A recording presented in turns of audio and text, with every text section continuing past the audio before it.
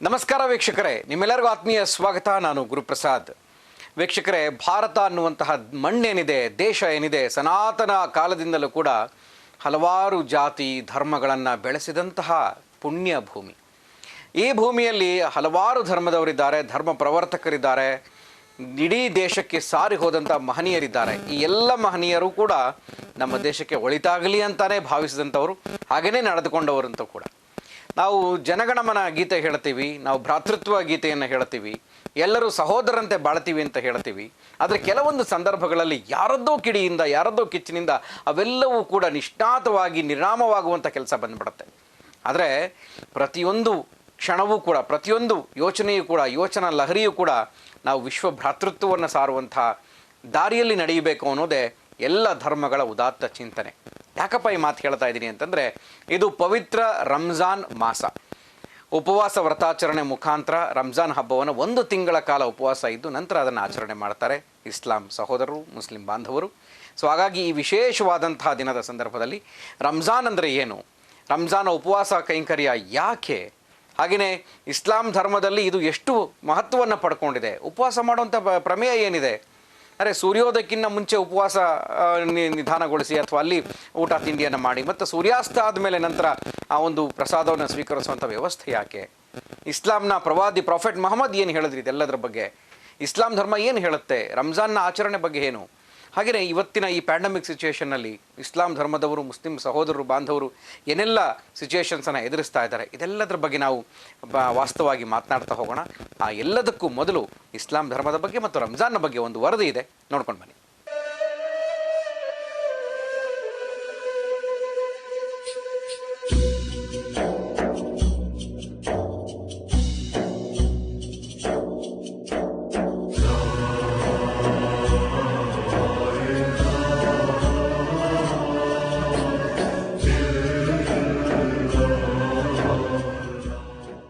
ರಂಜಾನ್ ಅಥವಾ ರಮದಾನ್ ಇಸ್ಲಾಮಿಕ್ ಕ್ಯಾಲೆಂಡರ್ನಲ್ಲಿ ವರ್ಷದ 9ನೇ ತಿಂಗಳು. ಸಿಯಾಮ್ ಅಥವಾ ಸೌಮ್ ಅಂದರೆ ಉಪವಾಸ ಇಸ್ಲಾಂನ 5 ಕಂಬಗಳಲ್ಲಿ 3ನೇಯದ್ದು ಹಾಗೂ ರಂಜಾನ್ನ ಸಮಯದಲ್ಲಿ ಉಪವಾಸ ನಡೆಯುತ್ತದೆ. ಮಾನವ ಕಲ್ಯಾಣಕ್ಕಾಗಿ ಪ್ರವಾದಿ ಮಹಮ್ಮದ್ರವರ ಮೇಲೆ ಇದೇ ತಿಂಗಳಲ್ಲಿ ಪವಿತ್ರ ಕುರಾನ್ ಅವತೀರ್ಣಗೊಳ್ಳಿತು. ಇದರ ಗೌರವಾರ್ಹ ಪ್ರತಿ ವರ್ಷವೂ 1 ತಿಂಗಳ ವ್ರತಾಚರಣೆಯನ್ನು ಕಡ್ಡಾಯಗೊಳಿಸಲಾಯಿತು. ಸೂರ್ಯೋದಯ ಪೂರ್ವದಿಂದ ಹಿಡಿದು ಸೂರ್ಯಾಸ್ತಮದವರೆಗೆ ಇತರೆ ಸಮಯಗಳಲ್ಲಿ ಧರ್ಮಸಮ್ಮತವಾದ ಅನ್ನ ಪಾನೀಯಗಳನ್ನು ಮತ್ತು ಕಾಮಾಸಕ್ತಿಯ ಚಟುವಟಿಕೆಗಳನ್ನು ತ್ಯಜಿಸುವುದನ್ನೇ ಇಸ್ಲಾಮಿನಲ್ಲಿ ಉಪವಾಸ ಅಥವಾ ವ್ರತಾಚರಣೆ ಎನ್ನಲಾಗಿದೆ. ಸ್ವೇಚ್ಛೆ, ಸ್ವಾರ್ಥ ಮತ್ತು ಅತ್ಯಾಗ್ರಹಗಳಂತಹ ಎಲ್ಲ ವಿಧ ಮಾನವೀಯ ದೌರ್ಬಲ್ಯಗಳಿಂದ ಮನುಷ್ಯನನ್ನು ಮುಕ್ತಗೊಳಿಸಿ ದೇಹ ಮತ್ತು ಆತ್ಮವನ್ನು ಪವಿತ್ರಗೊಳಿಸುವುದೇ 1 ತಿಂಗಳ ಪೂರ್ಣ ವ್ರತಾಚರಣೆಯ ಉದ್ದೇಶವಾಗಿದೆ. ರಂಜಾನ್ ಇಸ್ಲಾಂ ಧರ್ಮೀಯರ ಪ್ರಮುಖ ಹಬ್ಬಗಳಲ್ಲಿ ಒಂದು. ಧಾರ್ಮಿಕವಾಗಿ ಇದನ್ನು ಈದ್ ಉಲ್ ಫಿತ್ರ್ ಎಂದಲೂ ಕರೆಯುತ್ತಾರೆ. 1 ತಿಂಗಳ ಕಠಿಣ ವ್ರತಾಚರಣೆಯ ಬಳಿಕ ಈದ್ ಉಲ್ ಫಿತ್ರ್ ಬಂದಿದೆ. ರಂಜಾನ್ ತಿಂಗಳ ಹಗಲಿನಲ್ಲಿ ತೊಟ್ಟು ನೀರು ಕುಡಿಯದೆ ಕಠಿಣ ವ್ರತದ ಮೂಲಕ ಹಸಿವಿನ ಕಠಿಣತೆಯನ್ನು ಅರಿತು ವಿಶ್ವದ ಮುಸ್ಲಿಮರೆಲ್ಲರೂ ಸಮಾನರೆನಿಸುವರು. ಅಲ್ಲಿ ಬಡವ ಹಾಗೂ ಶ್ರೀಮಂತರೆನ್ನುವ ಭೇದವಿಲ್ಲದೆ ಎಲ್ಲರೂ ವ್ರತಾಚರಣೆಯಲ್ಲಿ ತೊಡಗುವರು. ದೇವಲೀನರಾಗಿ ಪರಮಾತ್ಮನನ್ನ ಅಂದರೆ ಅಲ್ಲಾಹನನ್ನ ಪ್ರಾರ್ಥಿಸುತ್ತಾ ಎಲ್ಲ ರೀತಿಯ ತಪ್ಪುಗಳಿಂದ ದೂರವಿದ್ದ 1 ತಿಂಗಳು ಕಳೆದು ಈದ್ ಉಲ್ ಫಿತರ್ ಬಂದಿದೆ. ಇದು ದಾನದ ಹಬ್ಬ ಕೂಡ. 1 ತಿಂಗಳ ಹಸಿವೆಯ ಪಾಠದಿಂದ ಬಡತನದ ಹಸಿವು ಏನು ಎನ್ನುವುದು ಅರಿತ ಮುಸ್ಲಿಮನಿಗೆ ಈಗ ಬಡವನಿಗೆ, ಹಸಿದವನಿಗೆ ದಾನದ ಮೂಲಕ ಸಹಾಯಕನಾಗುವುದು ಕರ್ತವ್ಯ. ಇಸ್ಲಾಂ ಎಂದೂ ಕೂಡ ಸಂಪತ್ತಿನ ಕೇಂದ್ರೀಕರಣವನ್ನು ವಿರೋಧಿಸುತ್ತದೆ. ಯಾವತ್ತೂ ಶ್ರೀಮಂತನನ್ನು ದಾನ ನೀಡುವುದಕ್ಕೆ ಪ್ರೇರೇಪಿಸುತ್ತೆ. ಇಸ್ಲಾಮಿನ 5 ಪ್ರಧಾನ ಕರ್ಮಗಳಲ್ಲಿ ಒಂದಾದ ಝಕಾತ್ ಇದಕ್ಕೆ ಪುಷ್ಟಿ ನೀಡುತ್ತದೆ.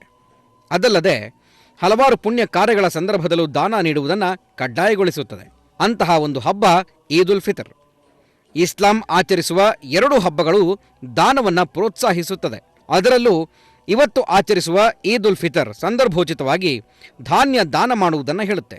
ಇದು ಪ್ರತಿ ಮುಸ್ಲಿಮನ ಕಡ್ಡಾಯ ಕರ್ಮವಾಗಿದೆ. ಈದ್ ದಿನದಂದು ಯಾರೂ ಕೂಡ ಹಸಿವೆಯಿಂದ ಇರಬಾರದು ಎನ್ನುವುದು ಈ ದಾನದ ಉದ್ದೇಶ. ಒಬ್ಬ ಮಹಮ್ಮದೀಯ ಆತನ ಈದ್ ದಿನದ ಹಗಲಿನ ಮತ್ತು ಆ ರಾತ್ರಿಯ ಖರ್ಚಿಗೆ ಬೇಕಾದ ಸ್ವತ್ತು ಕಳೆದು ಬೇರೇನಾದರೂ ಉಳಿದಿದ್ದಲ್ಲಿ ಕಡ್ಡಾಯವಾಗಿ ದಾನ ನೀಡತಕ್ಕದ್ದು. ಸಾಹೋದರ್ಯ ಭಾವ ತುಂಬಿಸುವ ಈದ್ನ ಈ ದಿನ ಎಲ್ಲರೂ ದಾನ ಕರ್ಮಗಳಿಂದ ಸುಂದರವಾಗಿಸಲು ಸೃಷ್ಟಿಕರ್ತ ನಮ್ಮನ್ನ ಕರುಣಿಸಲಿ ಅಂತ ಎಲ್ಲರೂ ಪ್ರಾರ್ಥಿಸುತ್ತಾರೆ. ಸಮಸ್ತ ಮುಸಲ್ಮಾನ್ ಬಂಧುಗಳೆಲ್ಲರಿಗೂ ಈದ್ ಉಲ್ ಫಿತರ್ನ ಶುಭಾಶಯಗಳು. ಗುರುಪ್ರಸಾದ್, ಅಮೋಘ್ ಟಿವಿ.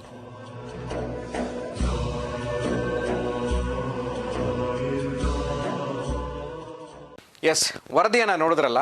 ಸೊ ಇದು ರಂಜಾನ್ನ ತತ್ವ, ರಂಜಾನ್ನ ಈ ಒಂದು ಸಹಧರ್ಮೀಯತೆ. ಸೊ ಹಾಗಾಗಿ ಹಿಂದೂ, ಮುಸಲ್ಮಾನ್, ಕ್ರೈಸ್ತ, ಪಾರ್ಸಿ, ಸಿಖ್, ಜೈನ ಈ ಎಲ್ಲ ಧರ್ಮಗಳನ್ನು ಒಳಗೊಂಡಂತಹ ವಿಶ್ವ ಭ್ರಾತೃತ್ವದ ದೇಶ ನಮ್ಮದು. ಸೊ ದೇಶ ಒಂದು, ಹಾಗೆಯೇ ಭಾಷೆಗಳು ಹಲವು, ಧರ್ಮಗಳು ಹಲವು. ಈ ಎಲ್ಲದರ ಒಂದು ಶಾಂತಿಯ ತೋಟ ನಮ್ಮ ಭಾರತ. ಈ ಶಾಂತಿಯ ತೋಟದಲ್ಲಿ ಇವತ್ತು ರಂಜಾನನ್ನು ಮುಸ್ಲಿಂ ಧರ್ಮದವರು ಆಚರಿಸ್ತಾ ಇದ್ದಾರೆ. ಅವರಿಗೆ ಶುಭ ಕೋರ್ತಾ ಸೊ ಕೆಲವೊಂದು ವಿಚಾರಗಳನ್ನು ನಿಮಗೆ ತಿಳಿಸುವಂಥ ಪ್ರಯತ್ನವನ್ನು ನಾವು ಮಾಡ್ತಾ ಇದ್ದೀವಿ ಅಮೋಘ ಟಿವಿ ಕಡೆಯಿಂದ. ಸೊ ನಮ್ಮ ಜೊತೆ ಇಸ್ಲಾಂ ಧರ್ಮ ಚಿಂತಕರಾಗಿರುವಂತಹ ಮೊಹಮ್ಮದ್ ಇಸ್ಮಾಯಿಲ್ ಲತೀಫ್ ಅವರು ಕಾರ್ಯಕ್ರಮದಲ್ಲಿದ್ದಾರೆ. ಸರ್ ನಮಸ್ಕಾರ, ಕಾರ್ಯಕ್ರಮಕ್ಕೆ ಸ್ವಾಗತ. ಹಾಗೆಯೇ ರಂಜಾನ್ ಹಬ್ಬದ ಶುಭಾಶಯಗಳು ತಮಗೂ ಕೂಡ. ಎಸ್, ಹಾಗೆಯೇ ಸಾಮಾಜಿಕ ಸೇವಕರಾಗಿರುವಂತಹ ಸಯೀದ್ ಬೇಗ್ ಅವರಿದ್ದಾರೆ. ಸರ್ ತಮಗೂ ಕೂಡ ಕಾರ್ಯಕ್ರಮಕ್ಕೆ ಸ್ವಾಗತ. ನಮಸ್ಕಾರ. ರಂಜಾನ್ ಶುಭಾಶಯಗಳು ನಿಮಗೆ. Thank you sir. ಎಸ್, ನಾನು ಮೊದಲನೇದಾಗಿ ಚಿಂತಕರನ್ನು ಮಾತನಾಡಿಸ್ತೀನಿ. ಸರ್, ರಂಜಾನ್ ಅಂದ ತಕ್ಷಣ ನಮಗೆ ನೆನಪಾಗುವಂಥದ್ದು ಒಂದು ತಿಂಗಳ ಉಪವಾಸ, ರೋಜಾ ಅಂತ ಹೇಳ್ತೀವಿ. ಖಂಡಿತ. ಸೊ ಇಸ್ಲಾಂ ಧರ್ಮದಲ್ಲಿ ಪ್ರತಿಯೊಬ್ಬ ಮಹಮ್ಮದೀಯ ಪಾಸ್ ಮಾಡಬೇಕಾಗಿರುವಂತಹ ಪಿಲ್ಲರ್ಗಳಲ್ಲಿ ಇದು ಕೂಡ ಒಂದು ರಂಜಾನ್. ಅಂದರೆ ಪವಿತ್ರವಾದಂತಹ ಮಾಸ ಅಂತ ಹೇಳ್ತೀವಿ. ಯಾವ ಸುಳ್ಳು, ಕಪಟ, ಮೋಸ, ಅನ್ಯಾಯ ಯಾವುದೂ ಕೂಡ ಇರೋದಿಲ್ಲ ಈ ಮಾಸದಲ್ಲಿ. ಸೊ ಅದೆಲ್ಲವನ್ನು ಕೂಡ ಮೆಟ್ಟಿ ನಿಲ್ಲುವಂತಹ ಒಂದು ಧೈರ್ಯವನ್ನು ಪ್ರತಿಯೊಬ್ಬ ಮಹಮ್ಮದೀಯ ಪಡ್ಕೊಳ್ಬೇಕು ಅಂತ ಹೇಳ್ತಾರೆ. ಸೊ ರಂಜಾನ್ನ ವಿಶೇಷತೆ ಏನು? ಗುರುಪ್ರಸಾದ್ ಸರ್, ಮೊದಲಿಗೆ ತಮ್ಮೆಲ್ಲರಿಗೂ ಕೂಡ ಹಾಗೂ ನಮ್ಮ ಮನುಕುಲದ ಎಲ್ಲ ನನ್ನ ಬಂಧುಗಳಿಗೂ ಕೂಡ ನಮಸ್ಕಾರಗಳು. ಈ ಒಂದು ರಂಜಾನ್ ಹಬ್ಬ ಹಾಗೂ ರಂಜಾನ್ ಮತ್ತು ರೋಜಾ ಅನ್ನೋದು ತುಂಬ ಅನ್ಯೋನ್ಯವಾಗಿ ಒಂದಕ್ಕೊಂದು ಲಿಂಕ್ ಇರ್ತಕ್ಕಂತಹ ವಿಚಾರಗಳು. ರಂಜಾನ್ ಎಂದೊಡನೆ ಆ ಅಲ್ಲಾಹ ತಾಲ, ಆ ಭಗವಂತ ಒಂದು ಚಂಚಲಗೊಳಿಸುವ ಒಂದು ಶಕ್ತಿಯನ್ನು ಮೊದಲು ಕಡಿವಾಣ ಆಗ್ತಾನೆ. ಅವನೇ ಶೈತಾನ್. ನಾವೇನು ನಮಗೆ ಎಲ್ಲ ಮನಸ್ಸಲ್ಲಿ ದೈಹಿಕವಾಗಿ ಮಾನಸಿಕವಾಗಿ ಬಂದು ಏನು ಡಿಸ್ಟರ್ಬೆನ್ಸ್ ಮಾಡ್ತಾ ಇರ್ತಾನೆ ಆ ಶೈತಾನ್, ಅವನನ್ನು ಕಟ್ಟಿ ಹಾಕಿ ಈ ತಿಂಗಳು ಒಂದು ಪವಿತ್ರವಾಗಿ ಎಲ್ಲ ನನ್ನ ಅವನ ಅಲ್ಲಾಹನು ಈ ಬೆಳೆಸಿರ್ತಕ್ಕಂಥ ಜಗತ್ತಿನ ಎಲ್ಲ ಜಗತ್ತಿನ ಜಂತು ಜೀವಿಗಳಲ್ಲಿ ಸರ್ವಶ್ರೇಷ್ಠ ಜೀವಿಯಾಗಿರ್ತಕ್ಕಂಥ ಮನುಕುಲ, ಅದರಲ್ಲೂ ಇಸ್ಲಾಂ ಧರ್ಮವನ್ನು ಪಾಲಿಸುವ ಆ ಮುಸಲ್ಮಾನನಿಗೆ ಒಂದು ತಿಂಗಳ ಕಾಲ ಕಡಿವಾಣವನ್ನು ಹಾಕಬೇಕಾಗುತ್ತೆ ಸರ್. ಇದು ಸ್ಯಾಕ್ರಿಫೈಸ್ ಸರ್. ಸರ್, ರಂಜಾನ್ ತಿಂಗಳು ಅಂದರೆ ಪ್ರತಿಯೊಂದನ್ನು ಸ್ಯಾಕ್ರಿಫೈಸ್ ಮಾಡೋದು. ಅದರಲ್ಲಿ ಸ್ಯಾಕ್ರಿಫೈಸ್, ಯಾಕಂದರೆ 11 ತಿಂಗಳ ಕಾಲ ಮುಸಲ್ಮಾನ ಆಗಿರ್ತಕ್ಕಂಥನು ಎಸ್ಪೆಷಲಿ ಅವನು ತನ್ನ ಕಾಯಕಗಳನ್ನು ಏನು ಮಾಡ್ಕೊಂಬಂದಿರ್ತಾನೆ, ಸತ್ಕಾರ್ಯಗಳಲ್ಲಾಗಲಿ ಅಥವಾ ಅವನ ಇಷ್ಟ ಬಂದ ಹಾಗೆ ಎಲ್ಲ ಕಾರ್ಯಗಳನ್ನು ಮಾಡ್ಕೊಂಬಂದಿರ್ತಾನೆ. ಮೊದಲಿಗೆ ಇದು ಕ್ಷಮೆ ಬೇಡುವ ಕಾಲ. ಆ ಅಲ್ಲಾಹ ತಾಲ ಅವನು ಈ ಒಂದು ತಿಂಗಳನ್ನ ರಿಸರ್ವ್ ಆಗಿಟ್ಟಿರ್ತಾನೆ. ನೀನೇನೇ ಮಾಡಿದ್ರು ಕೂಡ ಈ ತಿಂಗಳಲ್ಲಿ ನೀನು ನನ್ನಲ್ಲಿ ಕೇಳ್ಕೊ. ಕೇಳೋಕ್ಕಿಂತ ಮುಂಚಿತವಾಗಿ ಇದು ರಂಜಾನಿನ ಏನೋ ಕಟ್ಟುಬದ್ಧವಾಗಿ ಏನು ಕಡಿವಾಣದಲ್ಲಿ ಆಗಿರ್ತಕ್ಕಂಥ ಎಲ್ಲ ನಿನ್ನ ಮಾನಸಿಕವಾಗಿ ದೈಹಿಕವಾಗಿರ್ತಕ್ಕಂಥ ಎಲ್ಲ ಚಪಲತೆಗಳನ್ನು, ಎಲ್ಲ ಆಸೆಗಳನ್ನು ಎಲ್ಲ ಬದಿಗೊತ್ತಿ ಈ ಪವಿತ್ರವಾಗಿ ಈ ರಂಜಾನ್ನಲ್ಲಿ ನೀನು ಉಪವಾಸವಿದ್ದು, ಎಸ್ಪೆಷಲಿ ಉಪವಾಸವಿದ್ದು ತಾನು 5 ಹೊತ್ತು ನಮಾಜ್ ಮಾಡಿ. ಯಾಕಂದರೆ ಮುಸ್ಲಿಂ ಎಲ್ಲ ಬಾಂಧವರು ಅದು ರೂಲ್ ಏನೋ ಇದೆ, 5 ಹೊತ್ತು ನಮಾಜ್ ಮಾಡಬೇಕು ಅಂತ. ಎಲ್ಲ ಅವರವರ ಕಾರ್ಯಗಳಲ್ಲಿ ಅಥವಾ ಅವರವರ ಏನೋ ಒಂದು ಸಮಸ್ಯೆಗಳಲ್ಲಿ ಅವರು 5 ಹೊತ್ತು ನಮಾಜ್ ಮಾಡಕ್ ಆಗ್ತಾ ಇರಲ್ಲ. ಬಟ್ ಈ ತಿಂಗಳಲ್ಲಿ ಕಂಪಲ್ಸರಿ 5 ನಮಾಜ್ಗಳಿಗಿಂತ ಮುಂಚಿತವಾಗಿ 3 ಗಂಟೆಗೆ ಎದ್ದು, ಅದು ಗಡಿಯಾರದ ಮೊದಲನೇ ಹಂತ 1, 2, 3 ಇರುತ್ತಲ್ಲ, ಆ 3ರಿಂದ ಏನು ಅದಕ್ಕೆ ತಹಜ್ಜುದ್ ಅಂತಾರೆ. ಅಲ್ಲಿ ಕಣ್ಣೀರಿಟ್ಟು ಅಳ್ತಾನೆ, ಪ್ರೇಯರ್ ಮಾಡಿ. ಅವಾಗೊಂದು ತಹಜ್ಜುದ್ ಅಂತ 4 ಸಾರಿ 8 ಬಾರಿ 8 ರಕಾತ್ ಅದನ್ನ ಫಸ್ಟಿಗೆ ಈ 5 ನಮಾಜ್ಗಳಲ್ಲಿ ಮೊದಲನೇದಾಗಿ ಅವನು ಮಾಡ್ತಕ್ಕಂಥ ಪ್ರೇಯರ್ ಅದು ತಹಜ್ಜುದ್ ಅಂತೇಳಿ. ಅದು ಆ ಸರ್ವತ್ನಲ್ಲಿ ಎದ್ದು ತಾನು ಮಾಡಿದ ಎಲ್ಲಾ ಕರ್ಮಗಳು ಅವನಿಗೆ ಗೊತ್ತಿರುತ್ತೆ. ಯಾರು ಬಲ್ಲವ್ರೇನು ಅವನಿಗಂತೂ ಗೊತ್ತಿರುತ್ತೆ ಏನೇನ್ ಮಾಡಿರ್ತೀನಿ ಅಂತ. ಖಂಡಿತ ಗುರುಪ್ರಸಾದ್. ಅದೇನ್ ಮಾಡ್ತಾರೆ ಅವರು, ಅಯ್ಯೋ ನಾನು ಇದು ಮಾಡಿದ್ದೀನಿ ಭಗವಂತ, ಯಾರು ರಾತ್ರಿಯಲ್ಲಿ ಹಗನಲ್ಲಿ ಮಾಡಿರ್ತಕ್ಕಂಥ ಎಲ್ಲ ನನ್ನ ತಪ್ಪುಗಳನ್ನು ಕ್ಷಮಿಸು, ಅಂತ ಹೇಳಿ ಅವಾಗ ಅವನು ಬೇಡ್ಕೊಳ್ಳಿಕ್ಕೆ ಆ ಸಮಯ 3 ಗಂಟೆಯಿಂದ ಶುರು ಆಗ್ತದೆ. ಕ್ಷಮೆ ಕೇಳುವಂತ ಸಮಯ, ಕ್ಷಮೆ ಕೇಳುವಂತ ಸಮಯ ಅದು. ಅದು ಎಸ್ಪೆಷಲ್ 5 ನಮಾಜುಗಳಿಗಿಂತ ಅದು ತಹಜ್ಜುದ್ ಅನ್ನೋದಿರುತ್ತಲ್ಲ, ತುಂಬಾ ತುಂಬಾ ಪ್ರಭಾವಿತವಾದ ಆ ಸಮಯ. ಓಕೆ. ಜಗತ್ ಜೀವರಾಶಿಗಳು ಎಲ್ಲಾ ಮಲಗಿರ್ಬೇಕಾದ್ರೆ ಇವನೊಬ್ಬ ಎದ್ದೇಳ್ತಾನೆ. ಎದ್ದು ಕೇಳ್ಕೊಂಡು ನಾವ್ ಹೇಳ್ತೀವಲ್ಲ, ಜಗವೆಲ್ಲ ಮಲಗಿರಲು ಅವನೊಬ್ಬನೇ ಎದ್ದವನು ಬುದ್ಧನಲ್ಲವೇ ಅಂತ. ಆ ರೀತಿ ಪ್ರತಿಯೊಬ್ರು ಕೂಡ ಆ ಸಮಯದ ಬುದ್ಧರು ಆಗಬೇಕು, ಅವನ ಸಂಪೂರ್ಣ ಸಮಸ್ಯೆಗಳನ್ನ ಬಗೆಹರಿಸಿಕೊಳ್ಳಿಕ್ಕೆ. ಅದೇನು ವಾಡಿಕೆ. ಹೀಗೆ ಆ ಭಗವಂತನ ನೆನೆಸ್ಲಿಕ್ಕೆ ಇದೊಂದು ರಂಜಾನ್ ತಿಂಗಳಿನ ಆ ಒಂದು ಹಂತ ಶುರುವಾದ ಮೇಲೆ ಅಲ್ಲಿಂದ ನಾವು 4 ಮುಕ್ಕಾಲ್ವರೆಗೂ ಆ ಸಮಯದಲ್ಲಿ ಪ್ರೇಯರು, ನಮಗೆ ಬೇಕಾಗಿರ್ತಕ್ಕಂಥ ಅಲ್ಪ ಸ್ವಲ್ಪ ಫಲಹಾರಗಳು, ತಿಂಡಿಗಳು ಅದನ್ನು ಸೇವಿಸಿ 4:45 4:40 ಆ ಒಂದು ಪ್ರಸಾದವನ್ನು ತೆಗೆದುಕೊಂಡು, ದೇವ ಅಲ್ಲಾನೇ ನಾನು ರೋಜಾ ಇಡ್ತಾ ಇದ್ದೀನಿ, ಸಂಜೆವರೆಗೂ ಯಾವುದೇ ವಸ್ತು ಬಾಯಿಂದ ಸೇವಿಸುವ ಹಾಗಿಲ್ಲ. ಆಮೇಲೆ ತ್ಯಾಗವಾಗಿ ಶರೀರವನ್ನ ನಿನ್ಗೋಸ್ಕರ ಮುಡುಪಾಗಿಡ್ತೇನೆ, ನಿನ್ನ ಸೇವೆಗೆ ಮುಡುಪಾಗಿಡ್ತೇನೆ, ದಯಮಾಡಿ ಸಂಜೆವರೆಗೂ ನನ್ನನ್ನು ಯಾವುದೇ ಸಮಸ್ಯೆ ಬರದಂಗೆ ಕಾಪಾಡುವಂತ ಒಂದು ಮಂತ್ರ ಹೇಳಿ ಅಲ್ಲಿಂದ ಪ್ರಾರಂಭವಾಗ್ತದೆ ರೋಜಾ. ಅದು ಹೇಳ್ಬೋದಾ? ಆ ಒಂದು ರೋಜಾ ಮಂತ್ರನ ಹೇಳ್ಬೋದಾ? ಅಲ್ಲಾಹುಮ್ಮ आप बोलिए ना, वो रोजे की दुआ बोलो, अल्लाहुम्मा आसुन खद्दन लका फगफिरली मा खद्दमतु व मा खरतु, अल्लाहुम्मा आसुन गदन ला फगफिरली व मा खद्दमतु व मा खरतु. ಇದನ್ನ ಹೇಳ್ಬಿಟ್ಟು ಸ್ಟಾರ್ಟ್ ಮಾಡ್ತೇವೆ. ಸ್ಟಾರ್ಟ್ ಮಾಡಿದ್ಮೇಲೆ ಪ್ರತಿ ಕ್ಷಣದಲ್ಲೂ ಕೂಡ ನಾಲ್ಗೆ ಮೇಲೆ ದೃಷ್ಟಿಲಿ ಅರ್ಧ ಪಾಪಗಳನ್ನ ಕಳ್ಕೊತೀವಿ. ಪಂಚೇಂದ್ರಿಯಗಳ ಹಿಡಿತ ಇರಬೇಕು ಆ ಸಂದರ್ಭದಲ್ಲಿ. ಅದೇ ಸರ್ ಸ್ಯಾಕ್ರಿಫೈಸ್. ಅದೇ ಸರ್ ಸ್ಯಾಕ್ರಿಫೈಸ್ ಅಂದ್ರೆ ಪಂಚೇಂದ್ರಿಯಗಳು. ಪ್ರತಿಯೊಂದು ಪಂಚಭೂತಗಳು ಪಂಚೇಂದ್ರಿಯಗಳನ್ನು ಕಾಪಾಡ್ತಿರೋದು ನಮಗೆ ತಿಳಿದಿದೆ. ಗಾಳಿ ಮೂಗನ್ನು ಒಂದು ಇಂದ್ರಿಯ ಕಾಪಾಡ್ತದೆ. ಬೆಳಕು, ಕಣ್ಣಿಲ್ಲದೆ ಬೆಳಕಿಲ್ಲ. ನೋಡಿ, ನಾವು ಯೋಚನೆ ಮಾಡಿ, ಪಂಚೇಂದ್ರಿಯಗಳನ್ನ ಪಂಚಭೂತಗಳು ಕಾಪಾಡ್ತಾ ಇವೆ. ನೆಲೆಗೆ ಧರೆ ಕಾಪಾಡ್ತಾ ಇದೆ. ಇದನ್ನ ನಾವು ನಿಲ್ಲಕ್ ಆಗ್ತಿರ್ಲಿಲ್ಲ. ಆಸರೆಗೆ ಆಕಾಶ ಕಾಪಾಡ್ತಾ ಇದೆ. ಈಗಿದ್ದಾಗ ನಾವು ಇಷ್ಟೊಂದು ಜೋಪಾನವಾಗಿ, ಇಷ್ಟೊಂದು ಇದರಲ್ಲಿ ಪ್ರತಿಯೊಂದು ಜೀವಿ ಹಿಂದೆ ಆ ಅಲ್ಲಾಹ ತಾಲ ಅವನ ರಕ್ಷಕರು ಇರ್ತಾರೆ. ಅವ್ರಿಗೆ ಫರಿಷ್ತಾಸ್ ಅಂತೀವಿ ನಾವು. ಫರಿಷ್ಟಾಸ್ ಅವ್ರೇನ್ ಮಾಡ್ತಾರೆ, ಯಾರು ರೋಜಾ ಇರ್ತಾನೋ ಅವನಿಗೆ ಸಿಲಿಂಡ್ರಿಕಲ್ ಸಿಸ್ಟಮ್ ಅಲ್ಲಿ ಅವರ ರಕ್ಷಣೆಗೆ ಬಿಟ್ಟಿರ್ತಾನೆ ರೋಜದ ಸಮಯದಲ್ಲಿ. ಅವನು ಅಲ್ಲಾಹ ತಾಲ ಎಷ್ಟೋ ಫರಿಷ್ಠಗಳು ಇಲ್ಲಿ ನೋಡಿ ಪ್ರತಿಯೊಬ್ಬನ ಹಿಂದೆ ಇರ್ತಾರೆ. ಸರ್, ಈಗ ಒಂದು ತೊಟ್ಟು ಸಂಜೆವರೆಗೂ ಒಂದು ತೊಟ್ಟು ನೀರು ಕುಡಿಯೋದಿಲ್ವಲ್ಲ, ಈ ಕಠಿಣ ವ್ರತ ಸಿಂಪಲ್ ಇದು ಏನಂದ್ರೆ, ರೋಜಾ ಅಂದ್ರೆ ಏನಂದ್ರೆ, ಈಗ ಒಂದು ಕಾರ್ ಐತೆ, ನೀವು ಓಡಿಸ್ತಾ ಇರ್ತೀರಾ, ಅದು ಒಂದು ಸರ್ವಿಸ್ ಟೈಮ್ ಇರುತ್ತೆ. ಆಗ ಸರ್ವಿಸ್ ಮಾಡ್ಕೊಂಡ್ರೆ ಆ ಕಾರ್ ಚೆನ್ನಾಗಿ ಓಡ್ತಾ ಇರುತ್ತೆ, ಬಾಳಿಕೆ ಬರುತ್ತೆ, ಚೆನ್ನಾಗಿ ನಿಮ್ಗೆ ಏನು ಪ್ರಾಬ್ಲಮ್ ಆಗಲ್ಲ. ಆ ತರ ಏನೈತೆ ಅಂದ್ರೆ, ನಿಮ್ಗೆ ಎಲ್ಲ ದೇವರು ಹುಟ್ಸಿದ್ರೆ ನಿಮ್ಮ ಒಳಗೆ ಎಲ್ಲ ಏನೈತೆ, ಒಂದು ಕೆಟ್ಟದ್ದು ಇದು ಆಗ್ಬಿಡುತ್ತೆ, ಉಟ್ಬಿಡುತ್ತೆ. ಅದು ಕ್ಲೀನ್ ಮಾಡ್ಕೊಳ್ಳಕ್ಕೆ ಇದು ರೋಜಾ ಐತೆ. ರೋಜಾ ಬರೇ ನೀರು, ಇದು ಊಟ ಮಾಡೋದು, ಉಪವಾಸ ಇರೋದು ಅಷ್ಟೇ ಏನಿಲ್ಲ. ಇದೂನು ಒಂದು ಪಾರ್ಟ್.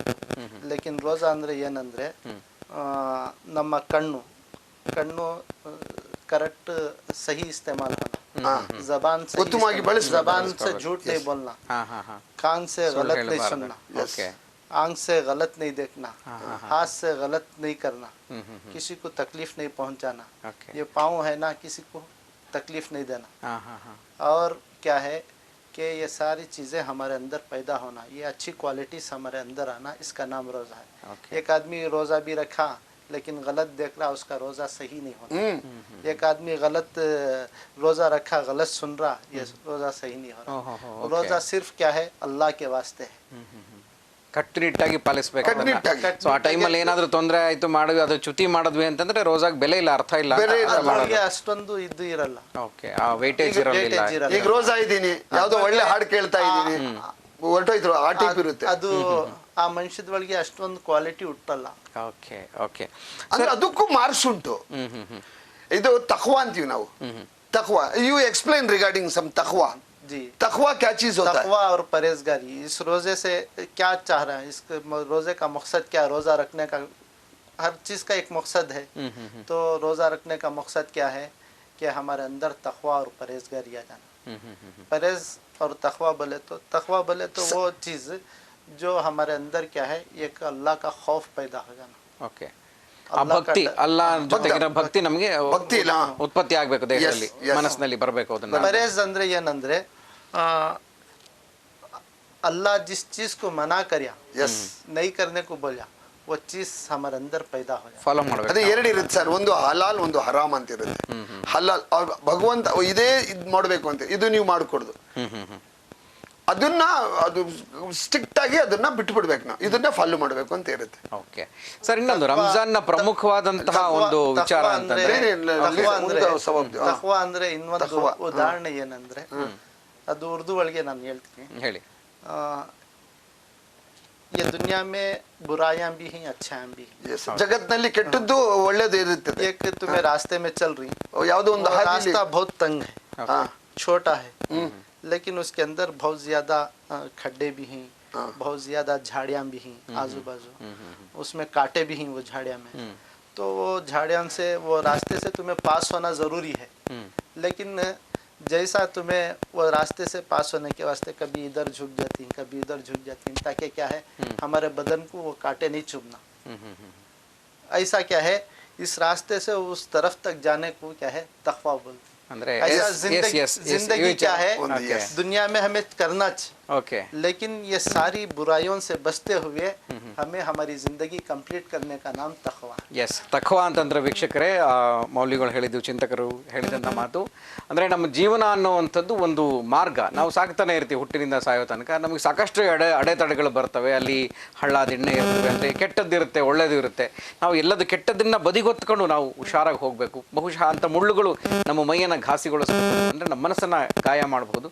ಆದರೆ ನಾವು ಅದಕ್ಕೆ ಸಿಕ್ಕಾಕ್ಕೊಳ್ಬಾರದು. ಇಂದು ಪರಿಪೂರ್ಣನಾದಂತಹ ಮನುಷ್ಯ ಏನು ಒಂದು ದಾಟ್ತಾನೆ, ರಸ್ತೆಯನ್ನು ದಾಟ್ತಾನೆ, ದಾರಿಲಿ ಮುನ್ನಡಿತಾನೆ, ಅವನು ಅಲ್ಲಾಹನ ಪಾದ ಸೇರಿಕೊಳ್ತಾನೆ ಅನ್ನುವಂಥದ್ದು ಆ ಮಾತಿನ ತಾತ್ಪರ್ಯ ಆಗಿತ್ತು.